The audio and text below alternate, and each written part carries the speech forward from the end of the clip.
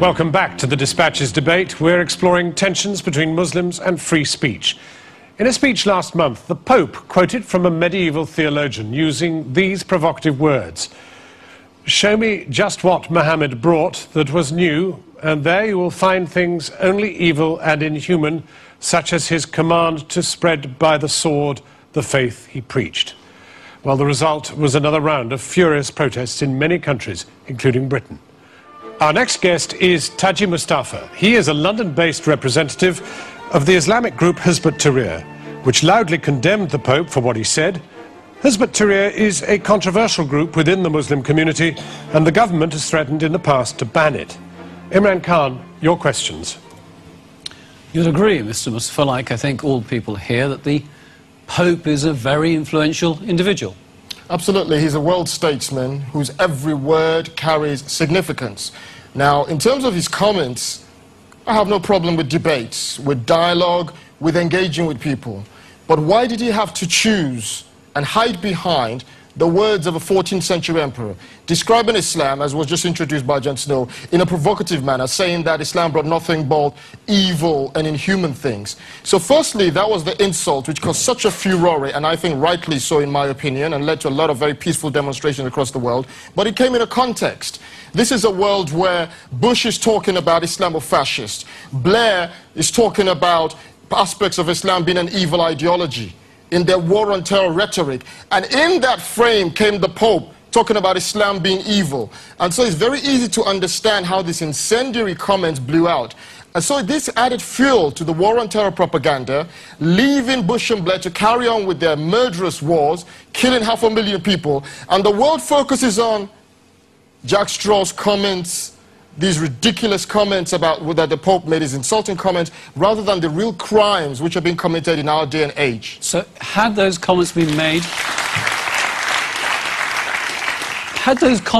in a different context, would there have been the same sort of objection? Muslims have no problem with dialogue. My organization globally distributed a challenge, a leaflet, an open challenge to the Pope. You want to discuss the substantive issues, Islam and violence? Let's look at Christianity and violence. You're from the papacy, which has a very bloody history, may I say, in terms of the crusade. Let us sit down. Let us sit down and discuss. We're not averse to discussion. But what Muslims will not accept, and what no human being, Muslim or not, should accept, gratuitous insults about their beliefs, their faith, or anything dear to them. It's done to provoke, not to debate. Is that right? This is not a debate, a pejorative, insulting statement. And in his speech, the whole of which I have read, he made a one-sided analysis that somehow Christianity is linked with reason, Islam is linked with violence. In front of him, when he's talking about violence and religion, in front of him is Tony Blair going to Iraq to spread by the gun his very beliefs in liberal democracy. Why didn't he analyze that in terms of people using violence to spread their beliefs? Why pick on Islam?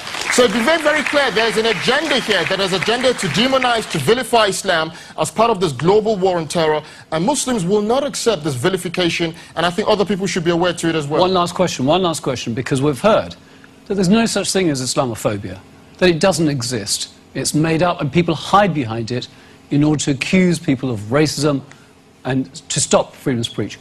In your opinion, your experience, is there a rise in Islam? Does it exist? And what does it mean? Well, let's look at the last 2 weeks. Jack Straw's comments. John Reed followed in. You know, Muslim parents, you're very naughty the way you're raising your kids. It's a threat. Ruth Kelly, Muslim schools preach extremism. We've then had on the back of that, Muslim women being attacked. In Jack Straw's constituency, she was surrounded and told, take that thing off. Jack said so.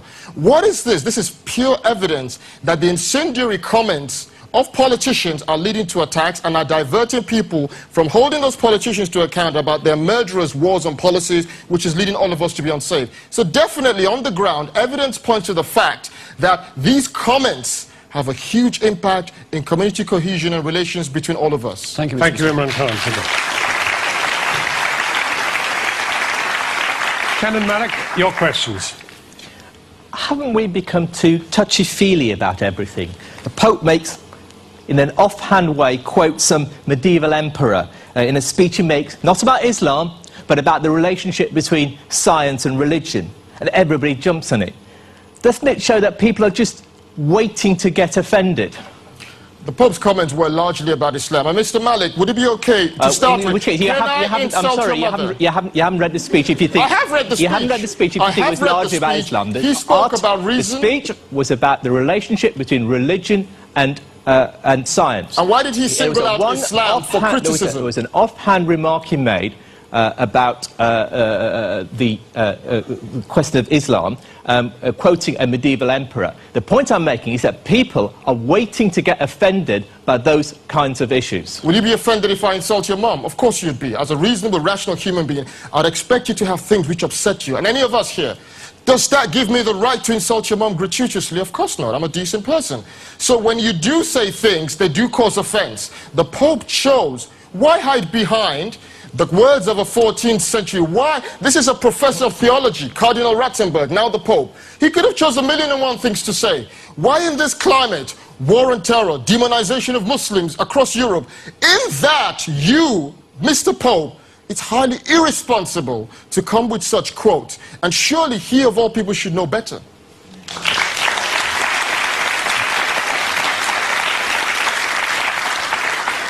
Muslim leaders, Islamic organisations, including yours, are not exactly known for their progressive views about gays, women, Jews and so on.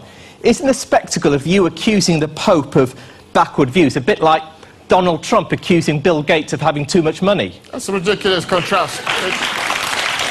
If I may say so, that's a ridiculous contrast. The reality is what? People have a right, when they are offended, to say so. Don't you ever get offended?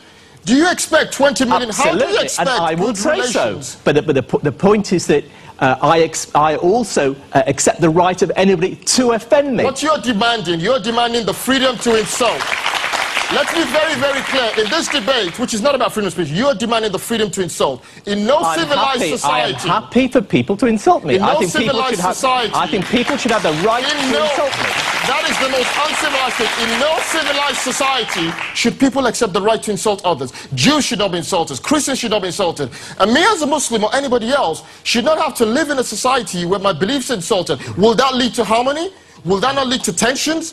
So it's very irrational, illogical and nonsensical to say it's okay to go around insulting one another. Taji Mustafa, thank you very much. Thank you.